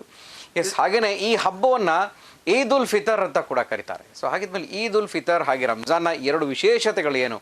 ಸೊ ಸಾಕಷ್ಟು ವಿಚಾರ ತಿಳ್ಕೊಂಡ್ವಿ. ಉಪವಾಸ ಏನು, ಉಪವಾಸ ಯಾಕೆ ಮಾಡಬೇಕು ಅನ್ನೋಂಥದ್ರ ಬಗ್ಗೆ. ಸೊ ಮಹಮ್ಮದಿಯರು, ಇಸ್ಲಾಂ ಧರ್ಮದವರು, ಸಹೋದರರು ಯಾವ ರೀತಿಯಾಗಿ ರಂಜಾನನ್ನು ಆಚರಿಸ್ತಾರೆ ಅನ್ನೋದ್ರ ಬಗ್ಗೆ ನಾವು ತಿಳ್ಕೊಂಡ್ವಿ. ಆದರೆ ಈ ರಂಜಾನ್ನಲ್ಲಿ ಮತ್ತೊಂದು ವಿಶೇಷತೆ ಇದೆ ಅಂತಂದರೆ ಅದು ದಾನ. ತಾನು ದುಡಿದಂತಹ ಸ್ವಂತ ಹಣದಲ್ಲಿ ದಾನ ಮಾಡಬೇಕದು, ಬೇರೆ ಯಾರ ಹತ್ರನೂ ಪಡ್ಕೊಂಡಂತಹ ಹಣವನ್ನು ಕೊಡುವಂಥದ್ದಲ್ಲ. ಇದರ ಮುಖ್ಯವಾದಂತಹ ಒಂದು ಪಾರ್ಟ್ ಅಂತಂದರೆ ದಾನ ಮಾಡೋದು. ಇದ್ರ ಬಗ್ಗೆ ನಾವು ಮಾತಾಡೋಣ. ಸರ್, ಇನ್ನು ದಾನದ ಶ್ರೇಷ್ಠತೆ ಬಹುಶಃ ಎಲ್ಲ ಧರ್ಮಗಳಲ್ಲಿ ಕೂಡ ಒಂದೊಂದು ಶ್ರೇಷ್ಠತೆಗಳನ್ನು ಪಡ್ಕೊಂಡಿದೆ. ಆದರೆ ಪ್ರಮುಖವಾಗಿ ಇಸ್ಲಾಂ ಧರ್ಮದಲ್ಲಿ ತಾನು ದುಡಿದಂತಹ ಸ್ವಂತ ಹಣದ, ಸ್ವಂತ ದುಡಿಮೆಯ ಒಂದು ಭಾಗವನ್ನಾದರೂ ಅಶಕ್ತರಿಗೆ, ದೀನ ದಲಿತರಿಗೆ ಕೊಡುವಂತಹ ಒಂದು ಪರಿಪಾಠವನ್ನು ರಂಜಾನಲ್ಲಿ ಮಾಡ್ಕೊಂಡು ಬರ್ತಾ ಇದ್ದಾರೆ. ಏನು ದಾನದ ಶ್ರೇಷ್ಠತೆ ಏನು, ಅದರ ಮಹತ್ವ ಏನು? ಸರ್, ರಂಜಾನ್ ತಿಂಗಳು ಅಂದರೆ ನಾವು ಈದ್ ಉಲ್ ಫಿತ್ರ್ ಅಂತೀವಿ. ರಂಜಾನ್ ಅಂದುಕೊಳ್ಳಿ, ನಮ್ಮ ಎರಡಿದಾವಲ್ಲ ಸರ್, ಒಂದು ಬಕ್ರೀದ್ ಇದೆ, ಒಂದು ರಂಜಾನ್ ಇದೆ. ಬಕ್ರೀದಿನ ಸಪ್ರೇಟ್ ಅದರದ್ದೇ ಒಂದು ಮಹತ್ವ ಇದೆ, ರಂಜಾನ್ದು ಸಪ್ರೇಟ್ ಮಹತ್ವ ಇದೆ. ರಂಜಾನ್ ಎಂದ ಕೂಡಲೇ ದಾನ ದತ್ತಿಗಳ ಒಂದು ಹಬ್ಬ. ಅಂದರೆ ಮೊದಲು ತಾನು ಭಗವಂತನಲ್ಲಿ ಕೇಳಿಕೊಂಡ, ಅವನು ಬಯಸಿದ, ಅವನು ಏನು ಕೇಳ್ಕೊಳ್ತಾನೆ ಅದು ಭಗವಂತ ನಮ್ಮ ಆಸೆಗಳನ್ನು, ನಮ್ಮ ಎಲ್ಲ ಪ್ರಯತ್ನಗಳನ್ನು ಈಡೇರಿಸ್ತೇನೆ ಅನ್ನೋದು ಒಂದು ನಂಬಿಕೆ ಇದೆ. ಎರಡನೇದು ಏನಿದೆ, ಸುಮ್ಮನೆ ಹಾಗೆ ಹೇಳಿದ್ರೆ ಆಗಲ್ಲ. ಈ ಶರೀರ, ಈ ನಮ್ಮ ಜ್ಞಾನ ಮತ್ತು ದೈಹಿಕವಾಗಿ ಮಾನಸಿಕವಾಗಿ ನಾವೇನು ಅರ್ನ್ ಮಾಡಿರ್ತೀವಿ, ಕರೆಕ್ಟ್ ಸರ್. ಏನು ಈ ಶರೀರದಿಂದ, ಈ ನಮ್ಮ ನಾಲೆಜ್ ಇಂದ ಏನು ಅರ್ನ್ ಮಾಡಿರ್ತೀವಿ, ಎಲ್ಲರಿಗೂ ಭಗವಂತ ಆ ಒಂದು ಉಗೆ ಅಂತೀವಿ ನಾವು, ಒಂದು ಉಗೆ ಅದು ಕೊಟ್ಟಿರಲ್ಲ. ಬಹಳಷ್ಟು ಕೋಟ್ಯಾಧೀಶರು ಇದ್ದಾರೆ, ಬಡವರು ಇದ್ದಾರೆ. ಕೋಟ್ಯಾಧೀಶರಿಗೆ ಭಗವಂತ ಕೊಟ್ಟಿರ್ತಾನ ಅಂದ್ರೆ ಅವನಿಗೆ ಪರೀಕ್ಷೆ ಮಾಡ್ಲಿಕ್ಕೆ ಕೊಟ್ಟಿರ್ತಾನ, ಅವನ್ ಏನ್ ಮಾಡ್ತಾನೆ ನೋಡೋಣ. ಎಲ್ಲರಿಗೂ ಆ ಭಾಗ್ಯ ಇರೋದಿಲ್ಲ. ಹಂಗಂಗಿದ್ರೆ ಎಲ್ರೂ ಕುಬೇರರಾಗಿರೋರು ಇಲ್ಲ, ಎಲ್ರು ಬಡವರಾಗಿರೋರು. ಭಗವಂತನಲ್ಲಿ ಬಡವನಿಗೆ ಪ್ರಶ್ನೆಗಳು ಕಡಿಮೆ, ಆಸ್ತಿವಂತನಿಗೆ ಜಾಸ್ತಿ. ಆದ್ದರಿಂದ ಇದಕ್ಕೂ ಒಂದು ಟ್ಯಾಕ್ಸೇಬಲ್. ನಾವು ಮುಸ್ಲಿಮ್ಸು ಏನು ಇದಾರಲ್ಲ, ಅವರು ಎರಡು ಟ್ಯಾಕ್ಸ್ ಕಟ್ತಾರೆ. ಒಂದು ಸರ್ಕಾರದ ಕಾನೂನುಬದ್ಧತೆಯ ಟ್ಯಾಕ್ಸು, ಒಂದು ಧಾರ್ಮಿಕ ಟ್ಯಾಕ್ಸು. ಇವನು ಗೋಲ್ಮಾಲ್ ಮಾಡಿ ಕಾನೂನಿಗೆ ಏನಾದ್ರು ಮೋಸ ಮಾಡ್ಬೋದು, ಸರ್ಕಾರಕ್ಕೆ ಇಲ್ಲಿ ಮಾಡಕ್ಕಾಗಲ್ಲ. ಇಲ್ಲಿ ಪಕ್ಕ ಮಾಡ್ಲೇಬೇಕು ಅವನು. ಎಷ್ಟು ವಾರ್ಷಿಕವಾಗಿ ತನ್ನ ವರಮಾನದ ತನ್ನ ಆಸ್ತಿ ಚಿರಾಸ್ತಿ ಸ್ಥಿರಾಸ್ತಿಗಳ ಎಲ್ಲ ವರಮಾನದ ಒಂದು ಗುಡ್ಡೆಯನ್ನು ಹಾಕೊಂಡು ಕ್ಯಾಲ್ಕುಲೇಟೆಡ್ ಮಾಡಿ ಒಂದೊಂದು ಪೈ ಟು ಪೈ ಲೆಕ್ಕ ಹಾಕಿ ಅದರಲ್ಲಿ 2.5 ₹1ಗೆ 2.5 ರೂಪಾಯಿ, ಓಕೆ ₹1 ಒಂದು ₹100ಗೆ 2.5 ರೂಪಾಯಿ, 1,000ಕ್ಕೆ 200 ಅಲ್ಲ ಎಷ್ಟು 2.5 ಅಂದ್ರೆ 1,00,000ಕ್ಕೆ ಎಷ್ಟು ಸಾವಿರ ರೂಪಾಯಿ ರೀ? 2,500 ಹೀಗೆ ತೆಗೆದಿಡಬೇಕು. 2.5% ತೆಗೆದಿಟ್ಬಿಟ್ಟು ಅವನ್ನೆಲ್ಲ ಹಾಕೊಂಡು 4-5 ತರಹದ ಜನಗಳಿಗೆ ಇವನು ದಾನ ಮಾಡಬಹುದು. ಒಂದು ನಿರಾಶ್ರಿತರು, ಒಂದು ವಿಧವೆಯರು, ಆಮೇಲೆ ಸಬಲೆಯರು ಅಬಲೆಯರು ಅಂತ ಗೊತ್ತಿದೆ, ಇದರಲ್ಲಿ ಅಬಲೆಯರು ಮತ್ತು ಅನಾಥರು, ಆಮೇಲೆ ತನ್ನ ಬಂಧು ಬಳಗದಲ್ಲಿ ಯಾರು ಹೀನಾಯ ಸ್ಥಿತಿಯಲ್ಲಿ ಅಂದ್ರೆ ಅವ್ರಿಗೆ ನಿಶಕ್ತರಾಗಿರ್ತಾರಲ್ಲ ಅವ್ರಿಗೆ ಹುಡುಕಿ ಕೊಡ್ಬೇಕು, ಹುಡುಕಿ ಪಾಲ್ ಮಾಡಿ ಕೊಡ್ಬೇಕಾಗ್ತದೆ. ದಿಸ್ ಇಸ್ ಅ ಝಕಾತ್ ಅಂತ. ಇನ್ನೊಂದು ಪರ್ಸನಲ್ ಟ್ಯಾಕ್ಸ್ ಇದೆ. ನಾವು ಗಾಡಿ ಕಟ್ತೀವಲ್ಲ, ಇಸ್ಕೋ 2 ವೀಲರ್ಗೆ ಕಾರಿಗೆಲ್ಲ ಕಟ್ತೀವಿ, RTO ರಿನ್ಯೂವಲ್ ಮಾಡ್ರಿ ಅಂತಾನೆ. ಇಲ್ಲ ನಿಮ್ದು ಇದು ಏನು ಗಾಡಿಗೆ ಪ್ರತಿ ವರ್ಷ ಕಟ್ತೀವಲ್ಲ ಸರ್ ನಾವು ₹750 ಇನ್ಶೂರೆನ್ಸ್, ಬಾಡಿ ಇನ್ಶೂರೆನ್ಸ್. ಅದೇ ರೀತಿಯಾಗಿ ಅದಕ್ಕೆ ಫಿತ್ರ ಅಂತಾರೆ, ಪರ್ಸನಲ್. ನೋಡ್ರಿ, ನಾಳೆ ಬೆಳಿಗ್ಗೆ ರಂಜಾನ್ ಇದೆ. ರಂಜಾನ್ ನಮಾಜ್ಗಿಂತ ಮುಂಚೆ ಯಾವ್ದಾನ ಒಂದು ಮಗು ಹುಟ್ಟುಬಿಡ್ತಂದ್ರೆ ಆ ಮಗು ಮೇಲೆ ಟ್ಯಾಕ್ಸ್ ಬಿದ್ದು ಬಿಡುತ್ತೆ. ಈ ಫ್ಲೈಟ್ ಅಲ್ಲಿ ಮಗುಗೂ ಕೂಡ ಹೆಂಗೆ ಪಾಸ್ಪೋರ್ಟ್ ಕೇಳ್ತಾರೋ ಆ ಟೈಪ್ ರಂಜಾನಿನ ಹಬ್ಬದ ನಮಾಜ್ಗಿಂತ ಮುಂಚಿತವಾಗಿ ಹುಟ್ಟೋ ಮಗು ಮೇಲೂ ಅದು ಅಪ್ಲೈ ಆಗುತ್ತೆ. Right sir. ಓಕೆ ಸರ್, ಈಗ ಸ್ವಾರ್ಥ ಮತ್ತು ಸ್ವೇಚ್ಛಾಚಾರ ಅನ್ನೋದು ಅಂದ್ರೆ ಸೆಲ್ಫ್ನೆಸ್, ನನಗೋಸ್ಕರ ಮಾಡ್ಕೊಳ್ಬೇಕು, ಬೇರೆ ಇನ್ಯಾರಿಗೂ ಅದನ್ನು ಕೊಡಬಾರದು ಅನ್ನುವಂಥ ಭಾವನೆ ಇಲ್ಲಿ ಬರೋದಿಲ್ಲ. ಸೊ ಯಾಕೆ ಅದು ಅಂತ? ಮೊದಲನೇ ಇದು ಝಕಾತ್ ಬೇರೆ ಪಾರ್ಟ್, ಇದು ರಂಜಾನ್ ರೋಜಾ ಬೇರೆ ಪಾರ್ಟ್. रमजान का महीना क्या है? गमखारी का महीना, गमखारी ದುಃಖದಿಂದ ಕಳೀತಕ್ಕಂಥ ನೋ ಎಂಜಾಯ್ಮೆಂಟ್, गमखारी का महीना. एक दूसरे के एक आदमी मालदार है लेकिन उसे तकलीफ क्या मालूम नहीं रहती, तो रोजा रखने से तकलीफ मालूम होती. फिर दूसरों की तकलीफ को भी उन्हें एहसास कर, ಹಸಿವು ಕೂಡ ಗೊತ್ತಾಗುತ್ತೆ, ಬೇರೆಯವನ ಬಡವನ ಹಸಿವು ಹೆಂಗಿದೆ ಅಂತ ಗೊತ್ತಾಗುತ್ತೆ. ಸುಭೀಕ್ಷವಾಗಿರ್ತಕ್ಕಂಥವ್ರು, ಹೌದು ಅಲ್ವೇ? ಎಲ್ರಿಗೂ ಅದರ ಚುರುಕು ಗೊತ್ತಾಗುತ್ತೆ, ಹಸಿವಿನ ಚುರುಕು ಹೆಂಗಿರುತ್ತೆ ಅಂತ ಗೊತ್ತಾಗುತ್ತೆ. और दूसरा क्या है कि मुसलमान दूसरों को देने वाला बनना, लेने वाले से. ओके, मुसलमान क्या है? दूसरों को देने वाला बनना, लेने वाले से. तो इसके वास्ते अल्लाह के नबी सल्लल्लाहु अलैहि वसल्लम ये गमखारी का महीना है, इसमें रोज़ा है और इसमें इफ्तियार के वक्त कोई आदमी एक आदमी को पेट भर कर खाना खिलाया तो अल्लाह ताला उसके गुनाहों को माफ़ फरमाता. तो सहाबा पूछे कि अल्लाह के नबी सल्लल्लाहु अलैहि वसल्लम, हमें किसी को इफ्तियार कराने का पत्ता ताकत हमारे पास नहीं है, ಊಟ ಮಾಡಿಸೋದು ನಮ್ಮ ಹತ್ರ ಶಕ್ತಿ ಇಲ್ಲ. तो अल्लाह के नबी सल्लल्लाहु अलैहि वसल्लम बोले कि एक गिलास लस्सी पिला दो. अगरचे एक गिलास लस्सी नहीं पिलाए तो एक खजूर दे डालो, नहीं तो एक खजूर नहीं तो एक गिलास पानी दे डालो. इतना भी गरीब आदमी है तो दूसरों को देने वाला, दूसरों को खिलाने वाला. अब दूसरों को एक दूसरे से खिलाते रहेंगे तो आपस में मोहब्बत बढ़ती है. एक दूसरे का क्या है? आपस में इत्तेफाक, प्यार मोहब्बत बढ़ता है. एक दूसरे की तकलीफ समझ सकते हैं, क्या दुख समझ सकते हैं. आपस में एक दूसरे को गिफ्ट देते रहेंगे तो क्या होता? प्यार मोहब्बत. ಇಂಥ ಸಂದರ್ಭಗಳು ಬಂದಾಗ ಪ್ರೀತಿ ವಿಶ್ವಾಸಗಳು ಜಾಸ್ತಿ ಆಗುತ್ತೆ. ಸೊ ಅವ್ರಿಗೇನು ಕಷ್ಟ ಇದೆ, ಏನು ಸುಖ ಇದೆ ಅನ್ನೋದು ಎಲ್ರಿಗೂ ಒಂದು ರೀತಿ ವಿನಿಮಯ ಆಗುತ್ತೆ, ಎಕ್ಸ್ಚೇಂಜ್ ಆಗುತ್ತೆ ಅನ್ನೋಂಥದ್ದು. ಪ್ರತಿಯೊಂದು ಕೂಡ ಪೈಗಂಬರ್ ಹತ್ರ ಅವ್ರ ಅನುಯಾಯಿಗಳಿದೆಯಲ್ಲ ಅವ್ರಿಗೆ ಸಹಾಬಾ ಅಂತಾರೆ. ಇವ್ರು ಸಹಾಬಾನ ಯೂಸ್ ಮಾಡಿದ್ರಲ್ಲ, ಪೈಗಂಬರ್ ಕೆಳಗೆ ಅವ್ರಿಗೆ ನೋಡಿರೋರು ಡೈರೆಕ್ಟ್ ಆಗಿ. ಈಗ ನಾವಂತೂ ನೋಡಿಲ್ಲ ಪೈಗಂಬರ್ಗೆ, ಅವ್ರಿಗೆ ನೋಡಿರೋರಿಗೆ ನಾವು ಸಹಾಬಾ ಅಂತೀವಿ. ಅವ್ರು ಕೇಳೋರು, ಆಗಿನ ಸ್ಥಿತಿ ಹಾಗಿತ್ತು, ಹೊಟ್ಟೆಗೆ ಕಲ್ಲು ಕಟ್ಟಿ ಉಪವಾಸ ಮಾಡ್ತಾ ಊಟ ಇರ್ತಿರ್ಲಿಲ್ಲ. ಅಲ್ಲಿ ಉತ್ತುತ್ತೆ ಅದೇನೋ ಖಜೂರ್ ಅಂತೀವಲ್ಲ, ಆ ಗಿಡಗಳು ಬಹಳ, ಅದು ರೇತ್ ಸರ್, ಮರಳು. ಅಲ್ಲಿ ಒಂದು ಗಿಡದಲ್ಲಿ ಒಂದು ಖಜೂರ್ ಕಿತ್ಕೊಂಡು ನೀರು ಕುಡ್ಕೊಂಡು ಎಷ್ಟೋ ದಿನಗಳ ಕಾಲ ಉಪವಾಸ ಇರೋರು. ಅವಾಗ ಇದೆಲ್ಲ ಇರ್ಲಿಲ್ಲ. ಅದನ್ನ ಆ ಫೀಲಿಂಗ್ಸ್ ಒಂದ್ಸತಿ ಪೈಗಂಬರು ದುವಾ ಮಾಡಿದ್ರಂತೆ, ನಾನು ಕಲ್ಲು ಕಟ್ಟಿ ಉಪವಾಸ ಇದ್ದು ಈ ಧರ್ಮದ ಒಂದು ಸತ್ಯವಾದ ಒಂದು ಧರ್ಮದ ಪ್ರಯತ್ನ ಪಡ್ತಾ ಇದ್ದೇನೆ, ಈ ನೆಲವನ್ನು ಸುಭಿಕ್ಷವನ್ನು ಮಾಡು ಅಲ್ಲ ಅಂದಾಗ ಇವತ್ತು ಅರಬ್ ಕಂಟ್ರೀಸ್ ನೋಡಿದಿರಲ್ಲ ನೀವು, ಅವ್ರದ್ದು ದಿರಾಮ್ ಆಗ್ಲಿ, ಅವ್ರದ್ದು ರಿಯಲ್ ಆಗ್ಲಿ, ಇದು ಪ್ರಪಂಚಕ್ಕೆ ಸೈಡ್ ಹೊಡಿತಕ್ಕಂಥ ಸ್ಥಿತಿಲಿದ್ದಾರೆ, ಚೆನ್ನಾಗಿದ್ದಾರೆ. ಎಲ್ಲರಿಗೂ ಕರೆದು ಸೇವೆ ಮಾಡಿಸ್ಕೊಳ್ಳೋರಾಗ್ಬಿಟ್ಟೆ. ಅದೆಲ್ಲ ಆ ಪೈಗಂಬರ್ ಅವರ ಒಂದು ದುವಾ, ಅಂದ್ರೆ ಒಂದು ಅವರ ಒಂದು ಭಗವಂತನಲ್ಲಿ ಒಂದು ಬೇಡಿಕೆ ಇಟ್ಟಿದ್ರು ಅವರು, ಡಿಮ್ಯಾಂಡ್. ಅದಕ್ಕೆ ತಥಾಸ್ತು ಅಂತ ಅಲ್ಲ, ಅದಕ್ಕೆ ಅವರೆಲ್ಲ ಚೆನ್ನಾಗಿದ್ದಾರೆ ಸರ್ ಇವತ್ತು. Yes sir. ಮತ್ತೆ बहुत सारे गरीब के बच्चे हैं, कपड़े नहीं पहन सकते, तो खुद के बच्चे हमें एक फंक्शन हुआ तो कपड़े ले लेते, एक दिन कांति भी जाना तो कपड़ा नया लेके पहन लेते. लेकिन बहुत सारे लोग हैं जिनको कपड़े पहनने के वास्ते क्या, खाने के वास्ते भी नहीं, तो उनको खाना खिलाना, अपने बच्चों को जैसा कपड़े पहनाती हैं उनके बच्चों को पहनाना, हमारे जैसा ईद करती, ऐसा हर एक की भी ईद होना. ಪ್ರತಿಯೊಬ್ಬರು ಕೂಡ ಅವತ್ತು ಸಂತೋಷದಿಂದ ಇಲ್ಲದವರಿಗೆ ಇರೋರು ಕೊಡಬೇಕು. सिर्फ मुसलमान नहीं है, ನಾಟ್ ಓನ್ಲಿ ಮುಸ್ಲಿಂ, सिर्फ ಯಾರಿಗೆ ಬೇಕಾದ್ರೆ ದಾನ ಅನ್ನೋದು ಯಾರಿಗೆ ಬೇಕಾದ್ರೂ ಆಗ್ಬೋದು. हर एक आदमी की वास्ते. ಓಕೆ ಓಕೆ, ಯಾರು ಅಂತ ನೋಡೋಂಗಿಲ್ಲ, ಯಾವ ಧರ್ಮ ಯಾವ ಜಾತಿ ನೋಡೋಂಗಿಲ್ಲ, ಯಾರಿಗಾದ್ರೂ ಸರಿ ದಾನವನ್ನು ಕೈ ಎತ್ತಿ ಕೊಡಬೇಕು.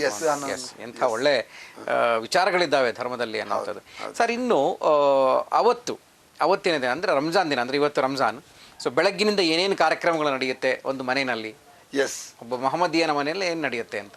ಸರ್, ರಂಜಾನ್ ಅವತ್ತು ನಾವು ಅದಕ್ಕಿಂತ ಮುಂಚೆ ಫಸ್ಟ್ ಏನೈತೆ ಸರ್, ನೈಟ್ ಐತಲ್ಲ, ಅದು ಕೊನೆ ನೈಟ್ ಐತಲ್ಲ, ಉಪವಾಸ ಅಂತ್ಯಗೊಳಿಸುವಂತಹ ಸಮಯ.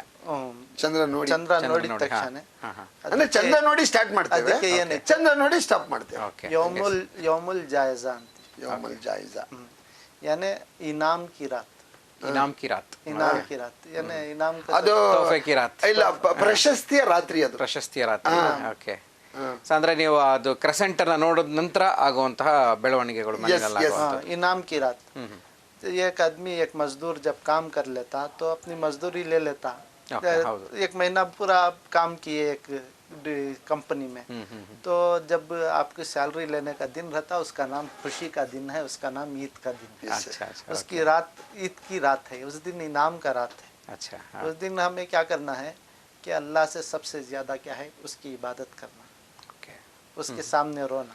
यस, अल्लाह के पास सब कुछ है, लेकिन उसकी खजाने में उसके पास अल्लाह रोता नहीं. बंदे को सब कुछ दिया, लेकिन अल्लाह के सामने रोने से अल्लाह खुश हो जाता. ಅಲ್ಲನ ಭಂಡಾರದಲ್ಲಿ ಏನು ಕೊರತೆ ಇಲ್ಲ ಸರ್. ಓಕೆ. ಅವನ ಭಕ್ತಿಯಿಂದ ಬೇಡಿದ್ರೆ ಎಲ್ಲವೂ ಸಿಗುತ್ತೆ. ಅವ್ರು ಅದನ್ನೇ ಹೇಳೋದು. ಈಗ ಕಷ್ಟಪಟ್ಟು ಬಟವಾಡೆ ಆಗುತ್ತಲ್ಲ ಸರ್, ಒಂದು ವಾರ ಆದ್ಮೇಲೆ ಕಾಯ್ತಾ ಇರ್ತಾನೆ ಶನಿವಾರ ಯಾವಾಗ ಬರುತ್ತೋ ಅಂತ. ಆ ರೀತಿ ನಾನು ಒಂದು ತಿಂಗಳು ನಾನು ಇಷ್ಟೊಂದು ಉಪವಾಸ ಬಿದ್ದು ಎಲ್ಲ ಕೇಳ್ಕೊಂಡು ಇದು ಮಾಡಿದ್ದೇನೆ. ಆ ಕೊನೆಯ ರಾತ್ರಿ ಅವನು ಪ್ರಾಂಪ್ಟ್ ಆಗಿ ಮಾಡಿರ್ತಾನೆ. ಗಿಫ್ಟ್ ಡೇ ನಮ್ಗೆ ಅವತ್ತು. Gift day. ಈಗ ಇದರಲ್ಲಿ ನಾಯಕ್ ನಟಿಯಲ್ಲಿ ನಾವು ತಿಪ್ಪೇಸ್ವಾಮಿ ನೀಡ್ದವನಿಗೆ ಕೊಡು ಭಿಕ್ಷೆ ಅಂತ ಹೇಳ್ಬಿಟ್ಟು ಕೋಲಿಂದ ಮುಟ್ಟೋರಂತೆ. ಆ ಯಾರ್ಯಾರು ಚೆನ್ನಾಗಿ ಶ್ರಮ ಪಟ್ಟಿರ್ತಾನೋ ಅವ್ನ ಗುಡ್ಡೆ ಮುಟ್ಟಿದ ತಕ್ಷಣ ಅಷ್ಟು ಪರಿಶ್ರಮ ಅವನಿಗೆ ಸಿಗೋದಂತೆ. ಕೆಲವರು ಸುಮ್ನೆ ಗುಡ್ಡೆ ಏರ್ಕೊಳ್ಳಾರಂತೆ, ನನ್ಗೂ ಕೊಡ್ಲಿ ಅಂತ. ಅದ್ ಮುಟ್ಟಿದ್ರೆ ಇಷ್ಟ ಆಗೋದು ಇಷ್ಟೇ ಬೀಳೋದಂತೆ, ಅವನಿಗೆ ಗೊತ್ತಾಗದ ನಿಜವಾದ ಭಕ್ತಿ. ಆ ಟೈಪ್. पूरी रात क्या है अल्लाह से मांगना. ये खुशी का दिन, जैसा एक आदमी एक कंपनी में काम किया तो उन्हें उसकी सैलरी ले रहा तो उसे दिल खुश आया था. उसका नाम ईद का दिन है. तो वो लेने का दिन ईद का दिन है. और पूरी रात इबादत करते हैं और तहज्जुद पढ़ते हैं. तहज्जुद में भी अल्लाह से मांगते हैं कि अब ये रमज़ान चले आ रहा, हम रोज़ा नहीं रखते, ये नहीं रखते, लेकिन आइंदा जो करती हैं तो उसके बारे में तो हमारी मदद कर, हम ना गुनाह से बचा ले, नेकियों की तरफ बुला, और ये किसी को तकलीफ देने से बचा ले, और हमें दूसरों को मदद करने वाले बना. ಸೊ ಎಲ್ಲ ಕ್ರೆಡಿಟ್ ನಮಗೆ ಅಲ್ಲಾಹನ ಹತ್ರ ಅಕೌಂಟ್ ಅಲ್ಲಿ ಎಲ್ಲ ಸೇರ್ಪಡೆ ಆಗುತ್ತೆ. ಎಲ್ಲ ಕ್ರೆಡಿಟ್ಸ್ ಇಲ್ಲಿ ಏನ್ ಕಳೆದಿರ್ತೀವೋ ನಾವು ಅದೆಲ್ಲ ಅಲ್ಲಿ ಅಕೌಂಟ್ ಅಲ್ಲಿ ನಮಾಜ್ ಆಗುತ್ತೆ. ಓಕೆ. ನಮಾಜ್ ಆಗಿದ ತಕ್ಷಣ ನಾವು ಮನೆಗೆ ಬಂತೀವಿ. ಡೈಲಿ ತಿಂಗಳಿಗೆಲ್ಲ ಏನೈತೆ, ರಾತ್ರಿ ಫಜರಿಂದ ಮೊದಲನೇ ಊಟ ಮಾಡ್ತಾ ಇರ್ತೀವಿ. ಫಜರ್ ಸೆ ಪಹಲೆ ಖಾನಾ ನಮಾಜ್ ಮುಗಿಸ್ಕೊಂಡು ಬಂದು ಮನೆಗೆ ಬಂದು ಊಟ ಮಾಡ್ತೀರಿ. ಒಂದ್ ಸ್ವಲ್ಪ ಏನನ್ನ ತಿಂದ್ಬಿಡ್ತೀವಿ. ಯಾಕಂದ್ರೆ ಅದು ನಮ್ಮ ಅಲ್ಲಾಹ್ ಕಾ ಹುಕುಮ್ ಹೈ कि बंद करो तो बंद कर दिए, खाओगे तो खा लिए. ये एक इताअत है. ಚೆನ್ನಾಗಿ ತಿನ್ರೋ ಅಂದ್ರೆ ತಿನ್ಬೇಕು, अल्लाह का ಸ್ಟಾಪ್ ಮಾಡೋದು ಅಂದ್ರೆ ಮಾಡಬೇಕು. ಹುಕುಂ ಫಾಲೋ ಮಾಡಲೇಬೇಕು. ಹುಕುಂ ಫಾಲೋ ಮಾಡಬೇಕು. तो ये करते. Right sir. करने के बाद ईद की तैयारी करते. फजर की नमाज के 20 मिनट के बाद ईद का वक्त शुरू हो जाता. ईद की नमाज का वक्त शुरू हो जाता. तो सब लोग ईदगाह में जाकर नमाज पढ़ते. लेकिन अभी पैंडेमिक की वजह से हमारे जो बड़े हैं उलमा हैं उन्होंने बोल रहे कि अपने घरों में नमाज पढ़ो ಮನೆಯಲ್ಲಿ ಅದೇ ಈ ಪ್ಯಾಂಡಮಿಕ್ ಸಿಚುವೇಶನ್ ಇರುತ್ತೆ ಮನೆಯಲ್ಲೇ ಮನೆಗೆ ನಮಾಜಿ ಮಾಡ್ಕೊಳ್ಳಿ. ಓಕೆ. ಕಳೆದ ವರ್ಷ ಕೂಡ ಹಾಗೇನೆ ಆಯ್ತು. ಲಾಸ್ಟ್ ಇಯರ್ ಕೂಡ ಹಾಗೇನೆ ಮಾಡಿದ್ರು. ಇಲ್ಲ ಉಲ್ಮಾಸ್ ಎಲ್ಲ ಸರ್ಕಾರದ ಆದೇಶ ದೇವರ ಆದೇಶ ಅಂತ ಪಾಲಿಸ್ತಾರೆ. ನಮ್ಮ ದೊಡ್ಡ ಗುರುಗಳು ಎಲ್ಲ ಮೀಟಿಂಗ್ ಮಾಡಿ ಹೇಳೋರೆ ಇದು ಪ್ಯಾಂಡಮಿಕ್ ಐತೆ ಇದಕ್ಕೋಸ್ಕರ ಏನೈತೆ ಯಾರು ಹೋಗಿ ಜೊತೆಲಿ ಇರೋದು ಬೇಡ, ಜೊತೆಲಿ ಸಾಮೂಹಿಕ ನಮಾಜ್ ಬೇಡ, ಜಾಸ್ತಿ ಜನ ಸೇರ್ಕೊಂಡು ನಮಾಜಿ ಮಾಡಬೇಡಿ, ಕರೆಕ್ಟ್, ಮನೆಗೆ ನಮಾಜಿ ಮಾಡ್ಕೊಳ್ಳಿ. ಇದು ನಮಾಜಿವರೆಗೂ ಏನೈತೆ ಅಲ್ಲಾದು ಗಿಫ್ಟ್ ಸಿಗ್ತಾನೆ ಇರ್ತೈತೆ ಸರ್. ನಮಾಜಿ ಮಾಡಕ್ಕೆ ಹೋಗ್ತೀವಲ್ಲ ಆವಾಗಲೂ ಇಂಜಿಲ್ಸ್ ಏನೈತೆ ದಾರಿ ಒಳಗೆ ಬಂದು ನಿಂತ್ಕೊಂಡುತ್ತೆ. ನಮ್ಮ ಪ್ರವಾದಿ ಮೊಹಮ್ಮದ್ ಸಲ್ಲಲ್ಲಾಹು ಅಲೈಹಿ ವಸಲ್ಲಂ ಹೇಳೋರೆ ಅವರು ನಮಗೆ ಪ್ರಾರ್ಥನೆ ಮಾಡ್ತಾ ಇರ್ತಾರೆ. ಯಾಕಂದ್ರೆ ತಿಂಗಳು ಎಲ್ಲ ಕೆಲಸ ಮಾಡೋರು ಇವರು, ತಿಂಗಳು ಎಲ್ಲ ಏನ್ ಮಾಡೋರೆ ಕೆಲಸ ಮಾಡೋರೆ. ಮಾಡಿದ್ರೆ ಅವರು ಇಂಜಿಲ್ಸ್ ಪ್ರಾರ್ಥನೆ ಮಾಡ್ತಾ ಇರ್ತಾರೆ. ಏನಂದ್ರೆ ಇವ್ರಿಗೆ ಒಳ್ಳೇದ್ ಮಾಡು, ಇವ್ರದ್ದು पिछले के सारे गुनाह माफ कर, ಹಿಂದಿನ ಎಲ್ಲ ಪಾಪ ಕರ್ಮಗಳು ಕ್ಷಮಿಸಿಬಿಡು, इनको सेहत दे, उनकी बीमारियों से बचा, ಅವ್ರಿಗೆ ಆರೋಗ್ಯ, खर्च को अदा कर, ये सारी चीजें ಅವರೆಲ್ಲ ಅನಿಸಿಕೆಗಳನ್ನು ಸಕ್ಸಸ್ಫುಲ್ ಓಕೆ ಸರ್. ಇನ್ನು ಮನೆಯಲ್ಲಿ ಅಂದ ತಕ್ಷಣ ಹಬ್ಬ ಅಂತ ಅಂದಾಗ ಎಲ್ಲರೂ ಕುಟುಂಬದವರೆಲ್ಲರೂ ಸೇರ್ಕೊಂಡು ಮಾಡ್ತಾರೆ. ಅಂದ್ರೆ ಸ್ತ್ರೀಯರು ಇಸ್ಲಾಂ ಧರ್ಮದಲ್ಲಿ ಅವರು ನಮಾಜ್ ಕಡೆಗೆ ಅಂದ್ರೆ ಮಸೀದಿ ಕಡೆಗೆ ಬರೋದಿಲ್ಲ, ಮನೆಯಲ್ಲೇ ಇರ್ತಾರೆ. ಅವತ್ತು ಹಬ್ಬದ ದಿನ ಏನ್ ಮಾಡ್ತಾರೆ ಮನೆಯಲ್ಲಿ? ತಾಯಂದ್ರು ಅಕ್ಕಂದ್ರು ಎಲ್ಲರೂ ಇರ್ತಾರೆ, ಏನ್ ಮಾಡ್ತಾರೆ ಸರ್? ರಂಜಾನಿನ ಸ್ತ್ರೀ ಅಂತ ಒಂದು ಟೈಟ್ಲ್ ಇದೆ ಸರ್. ಓಕೆ. ರಂಜಾನಿನ ಸ್ತ್ರೀ ಅಂದ್ರೆ ಇಡೀ ತಿಂಗಳು ನಿದ್ದೆ ಇಲ್ಲದ ಶ್ರೀ, ರೆಸ್ಟ್ಲೆಸ್ನೆಸ್ ಸ್ಟ್ರೀ. ಯಾಕಂದ್ರೆ ನಾವೆಲ್ಲ ಗಂಡ್ಮಕ್ಳೆಲ್ಲ ಆರಾಮಾಗಿ ಮೂರುವರೆಗೆ ಎದ್ದೇಳ್ತೀವಿ ಸರ್ ತಹಜ್ಜುದ್ ಓದಕ್ಕೆ.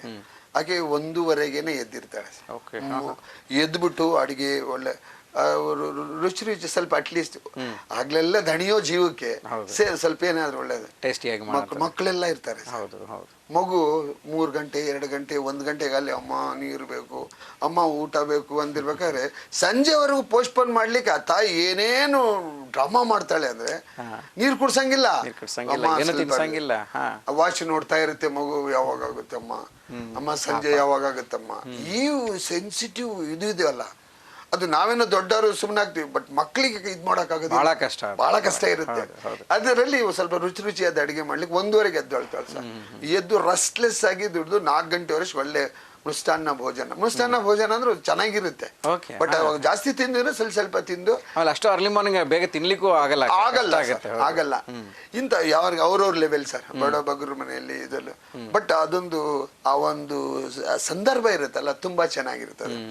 ಈಗ ಆ ಒಂದು ಇದ್ರಲ್ಲಿ ನಾವು ಏನು ತಗೊಳ್ತೀವಲ್ಲ ಆಹಾರ ತುಂಬಾ ಚೆನ್ನಾಗಿ ಏನೋ ದೈವ ಶಕ್ತಿಯಿಂದ ನೀವು ಒಂದು ಸ್ವಲ್ಪ ಕೆಲವರು ಸರ್ ನೀರುನು ಒಂದು ಖರ್ಜೂರ ತಿಂದು ಇರ್ತಾರೆ. ಕೆಲವರು ಖರ್ಜೂರನೂ ಇಲ್ಲ ನೀರು ಇಲ್ಲ, ಬರೀ ನೀರು ಕುಡಿದಿರ್ತಾರೆ. ಕೆಲವ್ರಿಗೆ ಎಚ್ಚರ ಆಗಲ್ಲ ಅಂದ್ಕೊಳ್ರಿ, ಕಂಟಿನ್ಯೂ ರೋಸಾ. ಹೌದು, ನೀರು ಇಲ್ಲ ಏನೂ ಇಲ್ಲ. ಹೌದು, ಅದಕ್ಕೆ ಕ್ಷಮೆ ಇಲ್ಲ. ಕೆಲವರು ಸರ್ ಗುರುಗಳು ಹೇಳ್ದಂಗೆ ಆ ಕೆಲವರು ಬಿಟ್ಬಿಟ್ಟಿರ್ತಾರಲ್ಲ, ಆರೋಗ್ಯದ ಸಮಸ್ಯೆಯಲ್ಲಿ ಬಿಟ್ಟಿರ್ತಾರೆ. ಹೆಣ್ಮಕ್ಳು ತಮ್ಮ ಪರ್ಸನಲ್ ಸಮಸ್ಯೆಯಲ್ಲಿ ರೋಸಾ ಇಡಂಗಲ್ಲ ಆ ಸ್ಥಿತಿಲಿ. ಇಲ್ಲ strictly prohibition, 3 days strictly prohibition. She is decided if I am okay then only she is eligible to put a rosa. ಅಲ್ಲಿ ರಿಲ್ಯಾಕ್ಸೇಷನ್ ಇದೆ. ಆಮೇಲೆ ಸಖತ್ತಾಗಿ ಇದು ಏನು ಆರೋಗ್ಯ ಹುಷಾರಿಲ್ದಾಗ್ಲೂ ಕೂಡ ರೋಸಕ್ಕೆ ಎಕ್ಸ್ಕ್ಯೂಸ್ ಇದೆ. ಬಟ್ ಅದ್ರ ಬದಲಾಗಿ ಆಮೇಲೆ ಇಡಬೇಕು ಅವರು, ಅದು ಎಕ್ಸ್ಕ್ಯೂಸ್ ಇಲ್ಲ. ಹೌದೌದು, ಇಡಬೇಕು. ಅದಕ್ಕೆ ಶವಾಲ್ ರೋಸಾಸ್ ಅಂತೀವಲ್ಲ, ಅದಕ್ಕೆ ಅದು ಇಡ್ತಾರೆ ಪೆನಾಲ್ಟಿ. ಬಟ್ ಅವಾಗ ಇದು ಕಡಿಮೆ, ಪುಣ್ಯಗಳು ಕಡಿಮೆ. ನಾವ್ ಹೇಳಿದ್ದು ಟೈಮಲ್ಲಿ ಎಕ್ಸಾಮ್ ಬರೀಬೇಕು ಸರ್, ನಾನು ಆಮೇಲೆ ಬರೀತೀನಿ ಅಂದ್ರೆ ಆಗಲ್ಲ. ಈ 3 hours ಎಕ್ಸಾಮ್ ಎಕ್ಸಾಮ್ ಇದರಲ್ಲಿ ಇರುತ್ತೆ. ಬಟ್ ಇದ್ರಲ್ಲಿ ಮೇಯ್ನು ಸರ್, ಆಗ್ಲೇ ನಾನು ಹೇಳಿದೆ ಸರ್, ಕಲಿಮಾ ಅಂದ್ರೆ ಮುಸಲ್ಮಾನ ಆದವನು 2 ಲೈನ್ ಓದ್ತಾನೆ ಸರ್.